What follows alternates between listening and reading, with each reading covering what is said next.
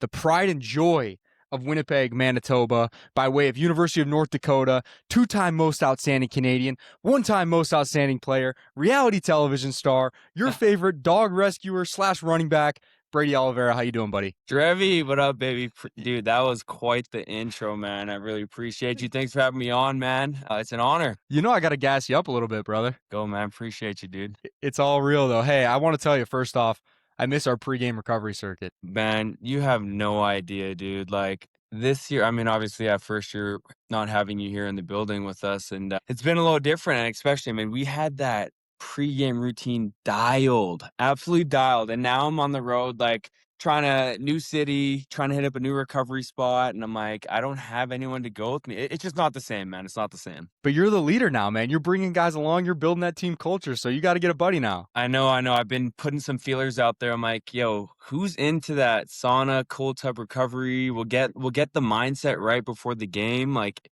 it was the ultimate, I think, team bonding that we created. I mean, every single week before games. It really was. So for anyone who's listening that doesn't know, Brady and I, every week on the road, we'd go out, we'd hit a different sauna, cold tub spot. Even if it was like at the hotel, we'd go hit that. We'd grab dinner. Just a good way to get the mind, the body right, and just feel good going into game day. So you're obviously big into recovery. You got the whole backyard renovation you just did. You're going to Bali. You're living in the recovery centers there. How'd you get so into that stuff? Honestly, man, I just love the way it makes me feel. I think first, that's the biggest thing. Like my longevity is definitely top priority for myself, even when I retire from the game of football.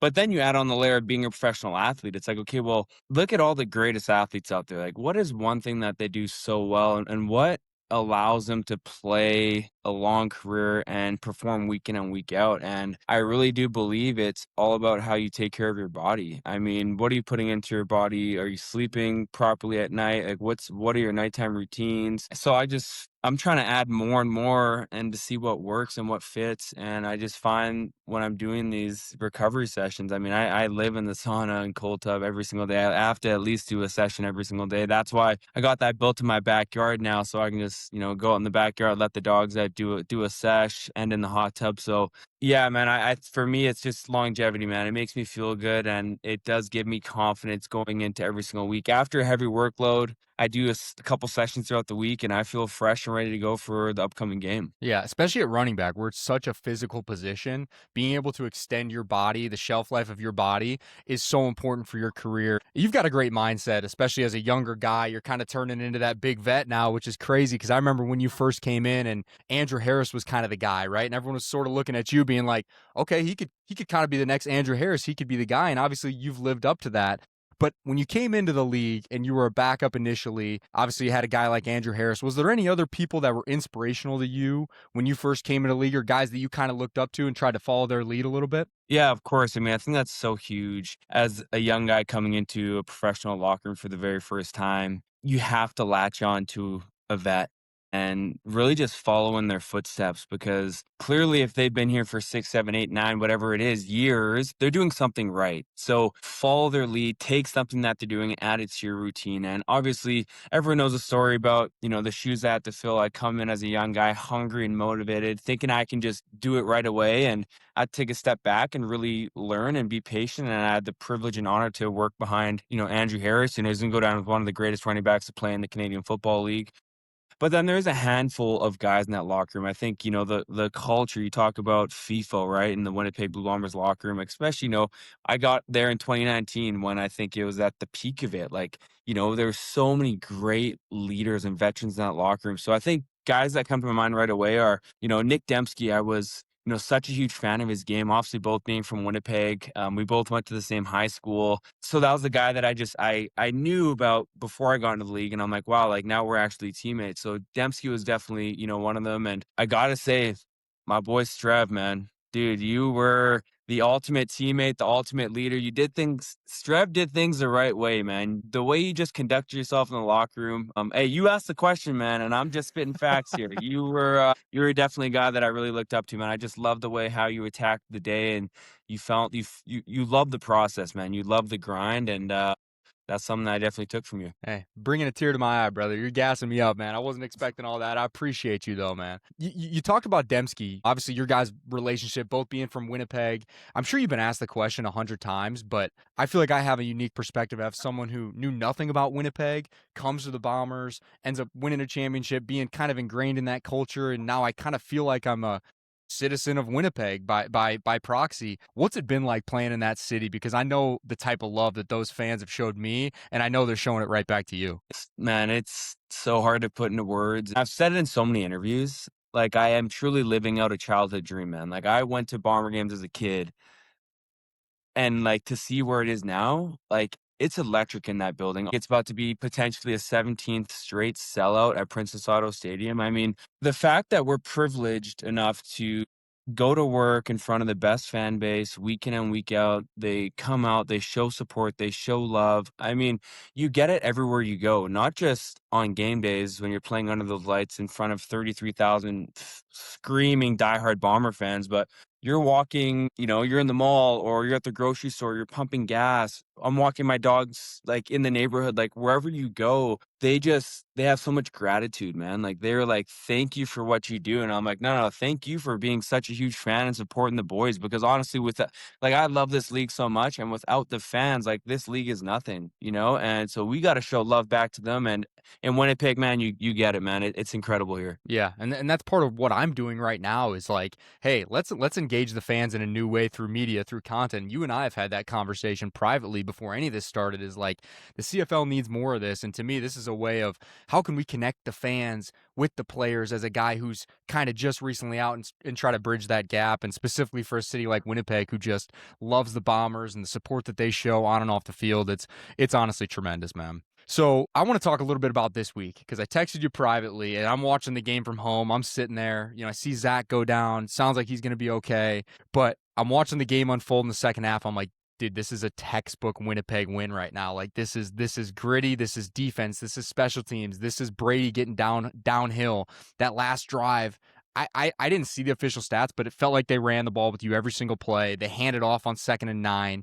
And I know you embrace those moments when it's end of game. Everybody knows you're running the football. What was that game like there in that last drive, driving down to go ice the game and put Surge in a position to kick the game winner? And what's your mindset like in those moments where it's like, we know we're running the ball, they know we're running the ball, let's go get a first down? Yeah, you talk about that game, man. Like I feel like that's like vintage style Blue Bomber football right there. And there's like parts of the game, like I remember like this. There's a 2nd and 9 and a 2nd and 7 where we ran the ball, and we both our offense completed it for a first down, and I was like, okay, like it's about to be that game where they don't even care what the down and distance is, but we're running this thing. And I remember, you talk about the mindset. What's the mindset? Our star quarterback goes down, the leader of our team, leader of our offense, Zach Caleros, one of the greatest. And then at halftime, it's like, okay, well, how do we respond to this? Both teams face adversity, right? And you're going to face adversity throughout every single week, every single game. And how do you respond to that? And I remember specifically, going to the offensive line and saying, like, this is when we take this over, man. Like, this is our game right here, and we got to lean on you guys up front, and let's take it over. Because like this is gonna be our style, and we gotta show everyone, what we're built of, and we've done it time and time again, and we just did it at the right time because that was our time to take that game over, and the guys up front, we got it done. Yeah, I think everyone else around the league's probably watching that game, rolling their eyes like, oh, here Winnipeg goes again, just running the ball, just the most disgusting win of all time. But they got it done, and I'm personally sitting there like, I love this, man. It's like the Ottawa game we won in Ottawa last year, where it was like we had 3 completions, 52 yards, and we win, and everyone's just like, hey, we won. Who cares, man? We got it done, Dude, and that was a big win for you great. guys. I Hmm. remember in the locker room, like I said, talking to the offensive line, and I look at Patrick Neufeld, and I'm like, hey, it's gonna be a gritty one, man. It might be a gritty one. And he looks at me, he's like, good, let's go. And I'm like, when you look in your teammates' eyes and like they just give you that look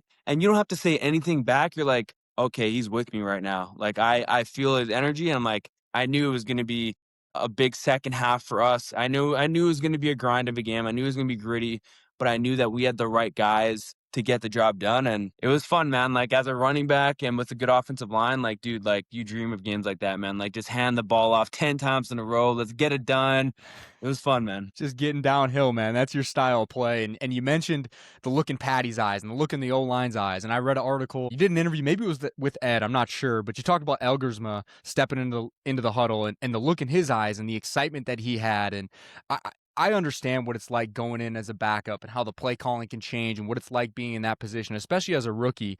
But you see him on a consistent basis. So you being in the leadership position you are, showing him the love and support in the media is awesome. Everyone's seen and heard about the arm strength. But as a guy who's in the building with him every single day, what do you see from him and why should we be so excited about him moving forward and the way his career could go? I think he comes in with the right mindset and attitude every single day. And him and I have had some, pretty good conversations. Young guy, me being again, like I'm only 28, man, but like I'm in year 7 right now. It's crazy. So I do, what's the next step in my career and how can I involve? And again, my mindset's like 1% better in every aspect. So for me, it's like, well, how can I lead more? Like I've earned the right to, step up, speak out, and demand my peers' attention, you know what I mean? And, so I feel like for me, it's pulling, younger guys to the side and really kinda just letting them know, like, "Hey, like, this is what you have to do to be a good pro," and, I know Taylor and I had a really good conversation. Obviously, we all know the Drew Brown trade that happened, right?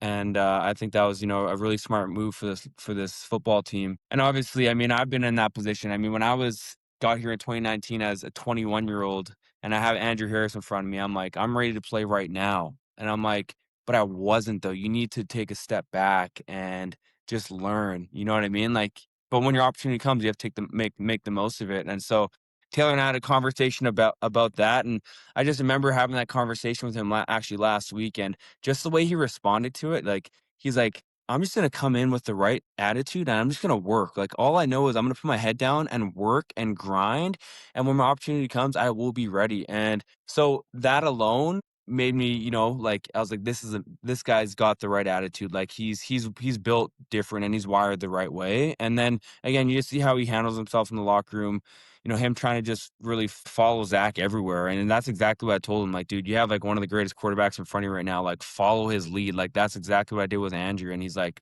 dude, trust me, I'm already on it. So he's got a bright ceiling, man. The guy's got a cannon of an arm. And I think, you give him a couple years of development. I think he has a really bright future. Yeah, it sounds like he's got the right mindset. You know me and the way I approach things too is you go through a situation that maybe isn't ideal for you, it doesn't seem ideal. What can you do? Just put your head down and keep working, man. And I think that that's going to be part of your progression. You and I talked about it after last season is like how do you keep taking that next step forward is just growing as a leader and learning how to bring guys with you because even though you are 28, you're in year 7, man. You're one of the best players on the team, best players in the league and I'm excited to see you continue to grow into that leadership role and help to shape the next culture of what Winnipeg is going to be with all the veteran guys in the locker room. And we've seen the Bombers have so much success, really since 2018, 2019, and before that, before they were going to Cups. But what is it about this year's version of the Bombers that you like, that you see? Because there's a lot of the veteran leadership, there's a lot of new faces. What do you like about this year's version of the Bombers? Yeah, I think speaking about offensively right now, I think first off, the addition of Tommy Condell as coordinator, I think the energy that he brings is so contagious. Like I haven't been around a guy like that, man. Like I swear that dude is on like 10 cups of coffee before the first meeting, man. Like this guy is just wired and he just has such a contagious enthusiasm that he brings and energy and it just like latches on to everyone. I mean, and that was you, man. Like you had that, you brought the juice, you brought the energy and there's going to be highs and lows throughout a season and, days where you're sore and you have to go out and practice. And it's like, oh man, like we got to practice today. And you were able to juice the guys up. And I think as a coach, you can also do that now I'm finding because Tommy will come on the football field and just like him just being out there and like his bubbly self and like his energy that he brings, like gets you going. So I think that's been really good. The detail that he brings to this offense. I think is what we maybe missed in years past. Like he's really focused on everything. We're meeting as an offense as a whole unit, the most we ever have in the past. Like usually we're all broken out and okay, O-line running backs live in their world, receivers, quarterbacks live in their world, and then there can kinda be, not everyone's on the same page, not everyone's speaking the same language, and we did a little bit of that last year, as you know, but this year, this is the most amount of time we spent as an offense, and I do really think that's gonna help us down the road because 'cause we're all speaking the same language. So I'm really pleased about this year. I think we got some great receivers, some great offensive line. Obviously, Stan at 40 years old is still doing his thing, old Unc, and Hey, Patty's still is playing Unc great letting the football. gray come into the beard? Is he still dying it, or is he letting the gray creep in now? You know he's dying a little bit, man. Yeah, he's dying that thing. I believe so. Because I'm not seeing any gray, and I'm like, he should have gray in his beard right now, you know. But I'm happy with our offense, man. Obviously, I mean the record shows that we're 2-2, but I don't believe we're a 2-2 football team right now. And obviously, all we can do is go out there and show that and prove that. And I'm excited for another opportunity against on a short week against Toronto, and hopefully make this thing 3-2. Yeah, the Toronto game, I'm very excited to see that game. I think it's going to be a great matchup. Might be some high scoring, might be some back and forth. And you spoke about the offense and Tommy, and I got to meet Tommy just briefly in the hallway after I was up there a couple weeks ago. And I saw the same thing you did, man. I loved his energy. He was super bubbly and just like excited to see me and meet me. And I was like, man, this guy seems awesome. Like I'd love to be in the room with him. And I love the way you guys have been attacking teams offensively. And I think we saw some of the balance come back into play last week with you running the football and Zach being able to push the ball downfield in previous weeks. And like that intermediate passing game has been super explosive for you guys. So I'm excited to see how the offense continues to build. Dude, we're only 4 games into this thing, so it's exciting to see where you guys are going to go from here. I want to fire off some just rapid fire questions at you here, and then I got one final question. We'll finish up. We'll get in and out. Rapid fire, here we go. What's your favorite stadium to play at besides Princess Auto? I would say probably Saskatchewan, honestly, man. Like that place is electric, dude. Like can't knock them. Obviously, Bomber fans, don't like the Riders, but they got a great stadium. They got a great fan base, man. And as a football player, as an athlete, as a competitor, like you want to go into hostile environments, and it makes it fun. Yeah, Serge said the same thing actually. What's your pregame meal? Yeah, pregame meal. I mean, I'm not superstitious with this. Like it kind of changes. Like if I'm on the road, for example, I'll just go to the team breakfast and eat probably breakfast at 10 a.m. or 9:30, and then kickoff might be at 7, and I don't eat a single thing until after the game. Like I don't want anything in my stomach. And then on a home game, I mean, I don't know. Like sometimes I'll make like a rice bowl with some veggies and some chicken. Like pretty simple. Again, I don't want much in my stomach. I don't want it to slow me down. Yeah, I need that extra speed when I can get it. we need to unhitch the trailer when we can, buddy. That's right, man. That's right. I want to ask you about Bali quickly. Everyone knows you go to Bali in the off season. I've been there; it's amazing. I love the people. What's your favorite part about Bali? Dude, there's so many amazing parts, but yeah, I'm about to go there again this year for my fifth straight year, spending an off season there, doing obviously a big dog rescue mission. But I think a few things what I love. I think the people make it so incredible. When you travel to a place, I think when the people make it welcoming, it'll always remind you of that place. And okay, maybe I want to go back and visit again. So the people are so kind, so welcoming, so loving. Also, the weather is top notch there. 30 plus degrees every single day. The food quality is top notch. Some of the most amazing restaurants that I've tried ever are there in Bali. Man, and I actually picked up this sport called paddle. It's like a racket sport, and I feel like when I retire from football, I'm gonna play pro paddle. So I've that's why I heard, love Bali. I get to play a lot of paddle in the off season. I've heard of paddle, man. I think that's like the next big thing after pickleball. Honestly, Yeah, people love it. it's electric. Yeah. Couple more here. What's your favorite play of your career so far? Oh, favorite play of my career? That's a good question, man. My mind instantly goes to I think it was 2 years ago, and I caught that check down against Edmonton at home, and I kinda just got in that mode, man. Like, I kinda blacked out, like, I don't really remember. I just zacked him in the ball and making people miss, breaking tackles, and ultimately found the end zone. I thought that was probably one of the best plays of my Bomber career so far. I got to go find that clip and overlay that with the audio because it's an unbelievable catch. I had a torn ACL, so I was sitting up in the nosebleeds, and I was like, I had a torn ACL, and I had to stand up during that one. That was an unbelievable play. Let's go. Yeah, hey, one more here with the quick hitters. Must love dogs. We got to talk about it really quick. You had your reality television debut. You got picked back up for season 2. It sounds like the reception's been awesome. You're filming. You're busy with that. What was that experience like? And was it kind of challenging to balance all that with the season last year and this year? Yeah, I had no idea what to expect, man. Like, when we signed on for season 1 of Must Love Dogs, I was like, man, like, I create and shoot content every now and again here and there. Like, how hard could it be? Like, a couple cameras following us around doing some rescues. And then when we actually did it, I was like, now I actually know what it takes to like actually film an entire season of 10 episodes. Like, it's a lot of work that goes into it. And yeah, like it's a full-time job on top of my full-time job being a professional football player. But, what a time to do this, man. Like, I'm in my 20s. This is a time to grind. It's such an amazing opportunity. What I love most about Must Love Dogs is obviously it's raising a ton of awareness for dogs in need, really wherever, because again, once you're aware of a situation, like then you're more engaged to, really help out. So obviously it's going to help a lot of dogs out there. But what I love most about it, I'm a proud Winnipegger, obviously. It makes Winnipeg look freaking epic. Like the shots that they show of Winnipeg, chef's kiss. And then obviously, it highlights the Winnipeg Blue Bombers of last football season and obviously the CFL. So, again, like you talked about earlier, by you doing this, it's simply just growing the league, man, like and getting more eyes on it, which is what I love the most. And that's exactly what Must Love Dogs is doing. And we're filming season 2 actually right now. That'll air in 2027 sometime in the wintertime. But yeah, it's good, man. It's busy. Didn't know what to expect, but now doing a season 2, I know what to expect, and I have a great support system on how to like balance this and juggle this. Shout out to my mom. My mom comes here to clean my house, once a week. She helps with that. They help with the dogs. Like it's good, man. Got a great support system that allows me to really focus on football and put all the energy onto that. And then also when it's time to film, I can put my energy on that. Yeah, you're doing some awesome things, buddy. Changing people's lives, bringing positive media to Winnipeg, and helping dogs.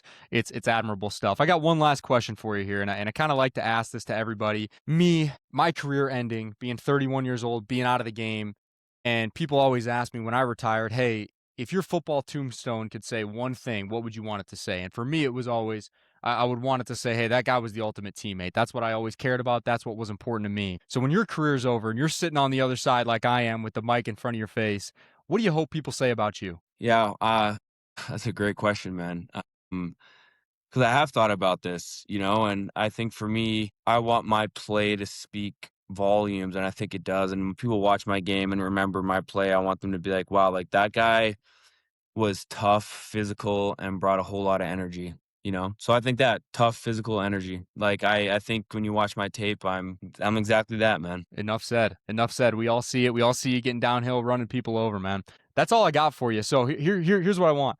You're famous on social media. You're a reality TV star. Plug your socials. Give a little Must Love Dogs promo. Whatever you want to do. The floor is yours here to wrap it up. Look at that. Appreciate it, man. All right. So filming season 2 of Must Love Dogs right now with my girlfriend Alex. So feel free. There's an Instagram page for Must Love Dogs. It's Must Love Dogs Official. And then my Instagram, Brady Oliveira. Alex's is Alex Bloomberg. We have been posting some behind the scenes of Must Love Dogs and then just our lifestyle here in Winnipeg with our dogs. And feel free to follow along. Yeah, you guys are doing an amazing job, buddy. I appreciate you hopping on, giving me some time. I love you, bro. I wish you a great rest of the season, and I hope I get to see you soon, man. Love you, brother. Appreciate you, man.